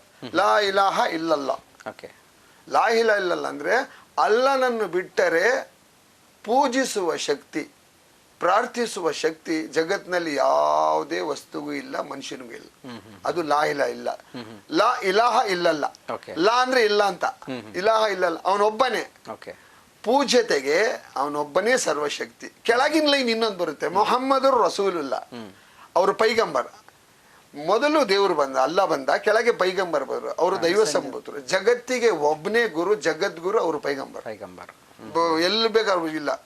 ಶ್ರೀ ಶ್ರೀ ಶ್ರೀ ಜಗದ್ಗುರು ಒಬ್ರೆ ಇಸ್ಲಾಂಗೆ, ಎರಡನೇರು ಇಲ್ಲ ಸರ್. ರೈಟ್. ಅವರು ಏನು ರೂಟ್ ಹಾಕೊಟ್ಟಿದ್ದಾರೆ, ಅವ್ರು ಹಾಕಿದ್ದಾರೆ ನೋಡಪ್ಪ ಅಲ್ಲ ಅಲ್ಲಿದ್ದಾರೆ, ನೀವು ತಲುಪಬೇಕಂದ್ರೆ ಈ ರೂಟಲ್ಲಿ ಹೋಗ್ಬೇಕು. ನೀನ್ ಹಂಗಿಂಗ್ ಹೋದೆ ಅಂದ್ರೆ ಸ್ವರ್ಗವನ್ನು ಹಂಗೇ ಬೆಳೆಸ್ತಾ ಇದ್ದಾನೆ ದೇವರು. ಸುಭಿಕ್ಷ ಪ್ರಗತಿಯಲ್ಲಿದೆ ಸ್ವರ್ಗ, ಈ ಕಡೆ ನರಕನೂ ಪ್ರಗತಿ. ಸ್ವರ್ಗ ಎಷ್ಟು ಸುಭಿಕ್ಷವಾಗಿ ಬೆಳೀತಾ ಇದೆಯೋ ತೋಟ ಬೆಳೆದಂಗೆ, ಬೆಂಕಿನೂ ಕೂಡ ಅಷ್ಟೇ ಹಾಕಿ ಸುಡ್ತಾ ಇದ್ದಾನೆ. ಎರಡಕ್ಕೂ ರೆಡಿ ಇರ್ಬೇಕು. ಈ ಚಿಕ್ಕ ಚಿಕ್ಕ ದ್ರೇವಗಳು ಹಾಕಲ್ಲ ಸರ್, ಅದು ನರಕದೊಳಗೆ ಒಂದು 70 ಅಡಿ 80 ಅಡಿ ಮಾಡಿ ಕೂಗ್ಬೇಕನ್ನ, ಅದು ಸಂತೋಷ ಪಡ್ಬೇಕು ಅವನು. ನೀನ್ ಮಾಡಿದ ಕರ್ಮಕ್ಕೆ ಹೋಗು. ಇವನು ಅಕ್ಕಸಾಲಿಗೆ ಇರ್ತಾನಲ್ಲ ಸರ್, ಆಸಿಡ್ ಅಲ್ಲಿ ಊದಿ ಊದಿ ಬಂಗಾರ ನೋಡ್ತಾನೆ, ಸ್ವಚ್ಛ ಆಯ್ತಾ ಇನ್ನೊಂದ್ಸತಿ ಆಗ್ತಾನೆ, ನೋಡ್ತಾನೆ ಇನ್ನೊಂದ್ಸತಿ ನೋಡ್ತಾನೆ. ಅವನಿಗೆ ಮನ್ಸಿಗೆ ಬಂದ್ರೆ ಮಾತ್ರ ಶೋರೂಮ್ಗೆ ಇಡೋದು, ಇದ್ರಲ್ಲಿ ಶೋಕೇಸ್ ಅಲ್ಲಿ, ಅಲ್ಲಿವರೆಗೂ ತೃಪ್ತಿ. ಆ ಟೈಪು ಸಿನ್ನು ಅಂದ್ರೆ ಈ ತಿಂಗಳು ಏನ್ ಗೊತ್ತಾ ಸರ್, ಒಂದು ಕಲ್ಲಿಮಾ ಆಯ್ತು ಸರ್, ಎರಡನೇದು ನಮಾಜ್ ಆಯ್ತು, 5 ಹೊತ್ತು ನಮಾಜ್ ಆಯ್ತು. ಈ ರಂಜಾನ್ ನಲ್ಲಿ ಇನ್ನೊಂದು ವಿಶೇಷತೆ ನಮಾಜಲ್ಲಿ ಅಂದ್ರೆ, ಈ ಕುರಾನ್ 30 ಅಧ್ಯಾಯ ಸರ್. 30 ಅಧ್ಯಾಯದಲ್ಲಿ ನಾವು ಸಾಯಂಕಾಲ ಒಂದು ಲಾಸ್ಟ್ ನಮಾಜ್ ಇದೆ, ಇಶಾ ಅಂತೀವಿ ನಾವು. ಅದು ಫಜರ್, ಜೊಹರ್, ಅಸರ್, ಮಗ್ರಿಬ್, ಇಶಾ. 11 ತಿಂಗಳು ಇಶಾ ಇರುತ್ತೆ. ಆದ್ರೆ ತರಾವಿ ಅಂತ ಒಂದು ಮಾಡ್ತೀವಿ ಸರ್ ನಾವು. ಇಶಾ ಆದ್ಮೇಲೆ ಕುರಾನಿನ ಒಂದೊಂದೇ ಅಧ್ಯಾಯ 30 ಅಧ್ಯಾಯಗಳನ್ನ 26 ದಿನಗಳ ಕಾಲ. ಯಾಕತ್ತಾ ಸರ್, ನಾವು ಆ ಕುರಾನ್ನಲ್ಲಿರೋ ಎಲ್ಲಾ ಪದಗಳು ಕೇಳಿರಲ್ಲ, ಇಷ್ಟ ಬರುತ್ತಲ್ಲ ಸರ್ ಕುರಾನ್, 30 ಅಧ್ಯಾಯಗಳು ಕೇಳಿರಲ್ಲ. ಅಲ್ಲಿಗೊಂದು ಅವಕಾಶ ಮಾಡಿಕೊಟ್ಟಿದ್ದಾರೆ, ಏನ್ ಗೊತ್ತಾ, ನೀನ್ ಡೈಲಿ ಒಂದೊಂದೇ ಅಧ್ಯಾಯ ಆಗುತ್ತೆ, ಬಂದು ಕೇಳಿಸ್ಕೊ ಅಷ್ಟೇ. ಮುಂದೆ ಓದಿಸ್ತಿರ್ತಾರೆ, ನೀನ್ ಹಿಂದೆ ನಿಂತ್ಕೊ, ಕೇಳಿಸ್ಕೋಬೇಕು. ಅಲ್ಲಿ ಒಂದು 20 ರಕಾಸ್ ಅಂತ ಮಾಡ್ತೀವಿ ಸರ್, ನಮಾಜ್ ಮಾಡ್ತೀವಿ. ಒಂದು ರಕಾದಿಗೆ 2 ಸರಿ ಬಗ್ಗೆ ಎದ್ದೇಳ್ಬೇಕು ಸರ್. 20 ಅಂದ್ರೆ 40 ಟೈಮ್ಸ್ ಅಡಿಷನಲ್ ಅದು. ಅದಕ್ಕೆ ನೀವು ತರಾವಿ ಅಂತ ಕೇಳಿದಿರಲ್ಲ, ಅವ್ರೇನ್ ಮಾಡ್ತಾರೆ, ಬಾಹೆಟ್ ಹೊಡೆದಿರ್ತಾರೆ ಸರ್, ಪೂರ್ತಿ ಕುರಾನ್ ಬಾಯ್ ಮನಸ್ಸಿನಲ್ಲಿ. ಅವರು ತುಂಬಾ ಗ್ರೇಟ್ ಬಿಡಿ, ಪ್ರೇಯರ್ ಹೇಳ್ತಾ ಇರ್ತಾರೆ, ಪ್ರೇಯರ್ ಅವರು ಇಡೀ ಕುರಾನ್ ಬಾಯಲ್ಲಿ ಹೇಳ್ತಾರೆ, ಒಂದೊಂದೇ ಅಧ್ಯಾಯ. ಇವತ್ತು ಮೊದಲನೇ ರೋಜಾಗೆ ರಾತ್ರಿ ಒಂದು ಅಧ್ಯಾಯ ಮುಗಿಯುತ್ತೆ, ಎರಡನೇ ರೋಜಾ ಡೇಸ್ ವರ್ಗು, ನಿನ್ನೆ ಮುಗೀತದು 26th ಡೇಸ್ಗೆ. ಅಲ್ಲಿಗೆ ಕುರಾನ್ ಮುಗಿಸಿ ಕೊನೆಗೆ ದುವಾ ಮಾಡ್ತಾರೆ. ಆಮೇಲೆ ನಾವೆಲ್ಲ ಕೇಳಿರ್ತೀವಲ್ಲ, ನಮ್ಗೊಂಥರ ತೃಪ್ತಿ ಆಗುತ್ತೆ, ಬಿಡಪ್ಪ ಪ್ರವಚನ ಕೇಳಿರ್ತೀರಿ. ಅದು ಪ್ರವಚನ ಪೂರ ಕರೆಕ್ಟ್, ನಾವು ಪ್ರವಚನ ಮಾಡ್ತೀವಲ್ಲ, ಆ ಪ್ರವಚನವನ್ನ ಕಂಪ್ಲೀಟ್ ಹಿಸ್ಟ್ರಿ. ಈಗ ರಾಮಾಯಣ ಮಹಾಭಾರತ ಯಾವ ರೀತಿ ನಾವು ಪ್ರವಚನ ಮಾಡಿ ಗುರುಗಳಿಂದ ಕೇಳ್ತೀವೋ, ಆ ರೀತಿ ಈ ಗುರುಗಳಿಂದ ಕೇಳಿಸ್ಕೊಂಡು ವಿತ್ ಫಿಸಿಕಲಿ ಮಾಡ್ಬೇಕು. ಕೇಳಿಸ್ಕೋಬೇಕು, ಫಿಸಿಕಲಿ, ಮೆಂಟಲಿ, ಫಿಸಿಕಲಿ. ಈಗ ನಾವು ಮೊದಲೇ ಸರಿ ಕಾನ್ಸಂಟ್ರೇಷನ್ ಹಾಗೆ ಇರಬೇಕು. ನಾವು ಬಗ್ತೀವಲ್ಲ ಸರ್, ಬಗ್ದಿ ನೋಡಿ. As A physical education teacher, as A coach ನಾನು ಹೇಳ್ತೀವಿ, ಒಂದ್ಸತಿ ಬಗ್ಗದ ಮೇಲೆ ನಮ್ದು ಲ್ಯಾಟಿಸಿಮಸ್ ಡಾರ್ಸಿ, ಗ್ಲೂಟಿಯಸ್, ಹ್ಯಾಮ್ಸ್ಟ್ರಿಂಗು, ಇದು ಗ್ಯಾಸ್ಟ್ರೋನಿಮಸ್, ಈ 4 ಮಸಲ್ಸ್ ಸ್ಟ್ರೆಚಿಂಗ್ ಆಗ್ತದೆ ರುಕುನಲ್ಲಿ. ಅಲ್ಲಿ 10 ಸೆಕೆಂಡ್ ನಿಲ್ಲಿಸ್ತಾನೆ, ಅಲ್ಲಿ ಸುಬಹಾನ್ ರಬ್ಬಿಯಲ್ ಅಜೀಮ್ ಅಂತಾನೆ, ಅಲ್ಲಿ ಒಂದು 4 ಮತ್ತೆ ಎದ್ದು ಮತ್ತೆ ಕೆಳಗೆ ಹೋಗ್ತೀವಲ್ಲ ಸರ್, ಅಲ್ಲಿ ಹೋದಾಗ ನೀ ತುಂಬಾ ಪವಿತ್ರವಾದವನು ನೀನೆ ಅಂತ ಹೇಳ್ಬಿಟ್ಟು ಸುಬಹಾನ್ ರಬ್ಬಿಯಲ್ ಆಲಾ ಅಂತೀವಿ. ಶರಣ ಆಗೋದು ದೇವರಿಗೆ, ಶರಣ ಅಲ್ಲ, ನೀನೇ ಪವಿತ್ರವಾದನು, ಸುಬಹಾನ್ ರಬ್ಬಿಯಲ್ ಆಲಾ ಅಂತೀವಿ. ಅಲ್ಲ, ನಿನ್ನ ಬಿಟ್ರೆ ಬೇರೆ ಯಾರಿಲ್ಲ, ನೀನೇ ಶರಣ ಆಗೋದು ದೇವರಿಗೆ. ಎಲ್ಲಿವರೆಗೂ ಗೊತ್ತಾ, ಇವು 6 ಅಡಿ ಮನುಷ್ಯ ಇದ್ರೆ ಒಂದು ಅರ್ಧ ಸೆಂಟಿಮೀಟರ್ ಭೂಮಿವರೆಗೂ ಹಣೆ ಹೋಗ್ಬಿಡುತ್ತೆ ಝುಕ್ನಾ ಸರ್. ಇದು ಹೋಗಿ ಅಲ್ಲಿ ಹೋಗಿ ಜೋರಾಗಿ ದುಃಖವಾಗಿ ಸುಬಹಾನ ರಬ್ಬಿಯಲ್ ಆಲಾ ಅಂದ್ರೇನೆ ದೇವರಿಗೆ ಅಪ್ಕೋಬೇಕು.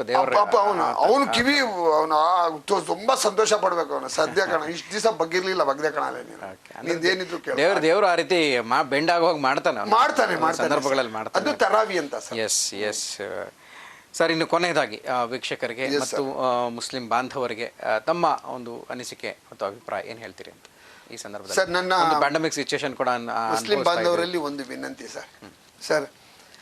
ಇವತ್ತು ನೋಡ್ರಿ, ಕ್ಯಾಲೆಂಡರ್ ಇದೆಯಲ್ಲ ಸರ್, 2010 ನಮ್ದು 21 ಕ್ಯಾಲೆಂಡರ್.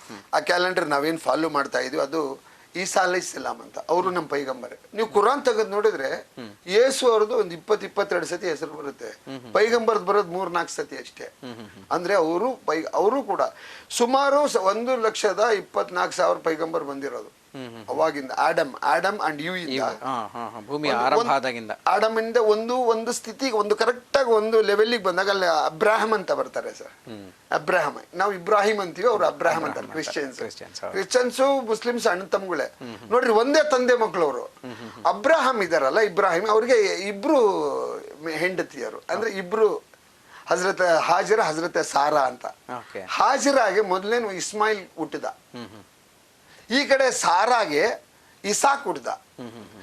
ಇದೇನ್ ಪೀಳಿಗೆ ಇದೆಯಲ್ಲ, ಈ ಪೀಳಿಗೆ ಹಂಗೇ ಬೆಳೀತಾ ಬಂದು ಈ ಪೈಗಂಬರು ಹಜರತೆ ಹಾಜರ ಅವ್ರ ಕುಟುಂಬದಲ್ಲಿ ಪೈಗಂಬರ್ ಬಂದ್ರು. ಇವರಲ್ಲಿ ಈಸಾ ಅಲೈಹಿಸ್ಸಲಾಂ ಇದಾರಲ್ಲ, ಈಸಾ ಅಲೈಹಿಸ್ಸಲಾಂ ಅಂತ ಹೇಳ್ತೀವಿ. ಅವರು ಈ ಕ್ರಿಶ್ಚಿಯನ್ ಆದ್ರೂ ಕೂಡ ಅವ್ರ ಈಗ ನಾವು ಕ್ರಿಶ್ಚಿಯನ್ ಮುಸ್ಲಿಮ್ಸು ಮದುವೆ ಮಾಡ್ಕೊಳ್ರಿ ಅಂತಲೇ ಇರೋದು, ಇವ್ರು ಮಾಡ್ತಿಲ್ಲ, ಇಷ್ಟೇ ಮಾಡ್ಕೋಬಹುದು. ಬಟ್ ಅಲ್ಲಿಂದ ಬೆಳೆದು ಬಂದ ಒಂದು ಧರ್ಮ ಇವತ್ತು ಜಗತ್ತಿನಲ್ಲಿ. ಇವತ್ತು ಏನು ನಾವು 7.5 ಕೋಟಿ ಇದೀವಿ. ಅವರು ನೋಡ್ರಿ, ಈ ಸಲ ಕ್ಯಾಲೆಂಡರ್ ಅಂತ ಹೇಳಿದ್ನಲ್ಲ ನಾನು, 2021 ಕ್ಯಾಲೆಂಡರ್ ನೋಡಿ ಸಾ, ಅದಾದ್ಮೇಲೆ ಇವ್ರ ಕ್ಯಾಲೆಂಡರ್ ಶುರು ಆಗುತ್ತೆ 600 ವರ್ಷ ಆದ್ಮೇಲೆ. ನೋಡಿ, ಒಂದು ಲಾಜಿಕ್ ಹೇಳ್ತೀನಿ ನಾನು. 600 ವರ್ಷ ಆದ್ಮೇಲೆ ಪೈಗಂಬರ್ ಬಂದ್ರು, 6ನೇ ಶತಮಾನ. ನೋಡ್ರಿ ಕ್ರಾಂತಿ ಎಲ್ಲಿ ಆಯ್ತು ಅಂತ. ಅಲ್ಲಿಂದ ಒಂದ್ ನಿಮಿಷ, ಈಸಾ ಅಲೈಹಿಸ್ಸಲಾಂ ಇಂದ ಪೈಗಂಬರ್ಗೂ 600 ತಿಂಗಳು, 600 ವರ್ಷ.